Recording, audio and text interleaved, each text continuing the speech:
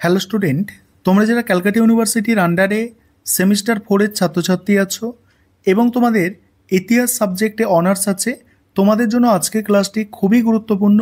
আজকের ক্লাসে তোমাদের ডিএসসিসি 5 পেপারের মক টেস্টের প্রশ্নপত্র নিয়ে আলোচনা করব। তোমাদের ডিএসসিসি 5 পেপারের সম্পূর্ণ সিলেবাসের মধ্যে থেকে মোস্ট ইম্পর্টেন্ট প্রশ্নগুলো বেছে এই মক টেস্টের প্রশ্নের মধ্যে রাখা হয়েছে। তোমরা জানো তোমাদের কোয়েশ্চেন প্যাটার্ন, সেই কোয়েশ্চেন প্যাটার্ন অনুযায়ী এই মক টেস্টের প্রশ্নপত্রটা প্রস্তুত করা হয়েছে। প্রথমেই তোমাদের দেখো 5 নম্বরের প্রশ্ন। 5 নম্বরের প্রশ্ন তোমাদের 3টে অ্যান্সার করতে হয় 5 নম্বরের প্রশ্নে। সেই 5 নম্বরের প্রশ্ন যেগুলো রাখা হয়েছে, দেখো প্রথম প্রশ্ন আছে রাজপুতদের উত্থান সম্পর্কিত যে কোনো একটি তত্ত্ব লেখো। আর তোমরা যারা ইংলিশ ভার্সনের স্টুডেন্ট আছো তোমরাও দেখো, তোমরা মক টেস্টের প্রশ্নপত্রটা ইংলিশেও পেয়ে যাবে। এবং এই মক টেস্টের প্রশ্নপত্র শেষে আমি তোমাদের ফুল সাজেশনটা একবার দেখিয়ে দেব যে এই পেপারের সাজেশন কি আছে।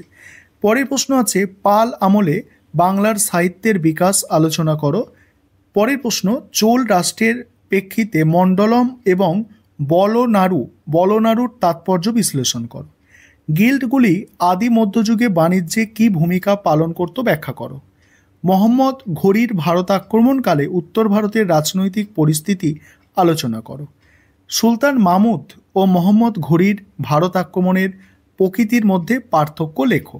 এবারে দেখো, এবারে তোমাদের যে 20 নম্বরের প্রশ্ন 3টে অ্যান্সার করতে হয়, সেখানে 60 নম্বর থাকে। 20 নম্বরের প্রশ্ন আমি যেগুলো মক টেস্টের প্রশ্নপত্রে রেখেছি দেখে নাও। আরেকটা বিষয় তোমাদের এখানে বলবো, তোমাদের জন্য স্টাডি মেটেরিয়াল তৈরি করা হয়েছে। তোমরা যদি তোমাদের যে পেপারগুলো আছে সেই পেপারের কেউ স্টাডি মেটেরিয়াল পারচেস করতে চাও, অর্থাৎ কেউ ইচ্ছুক থাকো স্টাডি মেটেরিয়াল পারচেস করার জন্য, সেক্ষেত্রে তোমরা নিচে যে নম্বর দেখতে পাচ্ছ এই নম্বরে যোগাযোগ করে স্টাডি মেটেরিয়াল পারচেস করতে পারো। দেখে নাও 20 নম্বরের প্রশ্ন মক টেস্টের প্রশ্নপত্রে যেগুলো আছে। প্রথম প্রশ্ন, তুমি কি মনে করো ভারতের সামন্ততন্ত্রের উত্থান আদি মধ্যযুগেই হয়েছিল ব্যাখ্যা করো। নেক্সট আছে পাল শক্তির সম্প্রসারণে দেবপালের ভূমিকা, দেবপালের কৃতিত্ব আলোচনা করো। নেক্সট আছে আদি মধ্যযুগে কৃষি ব্যবস্থার বিবর্তন আলোচনা করো। তারপরে 11 শতকে গাজনি ভারত আক্রমণের প্রকৃতি আলোচনা করো। নেক্সট ঐতিহাসিক হিসাবে অলবিরুনির মূল্যায়ন করো। নেক্সট দ্বিপাক্ষিক সংগ্রামের কারণ ও ফলাফল সম্পর্কে লেখো। নেক্সট আদি মধ্যযুগের ইতিহাসের উপাদান সম্পর্কে আলোচনা করো। এবার তোমরা যারা ইংলিশ ভার্সনের স্টুডেন্ট আছো তোমরা দেখে নাও, দেখো এটা ইংলিশ ভার্সনে আছে, তোমরা দেখে নাও। এবং তোমাদের আমি ফুল সাজেশনটা একবার দেখাতে চাইছি, তোমরা এবারে ফুল সাজেশনটা দেখো। এটা তোমাদের ফুল সাজেশন আছে। ফুল সাজেশনটা এবার তোমরা দেখে নাও যে এই ডিএসসিসি 5 পেপারে।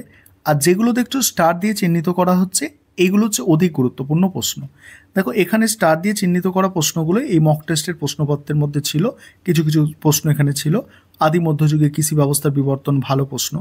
দেখে নাও পুরো সম্পূর্ণ তোমরা সাজেশনটা দেখে নাও।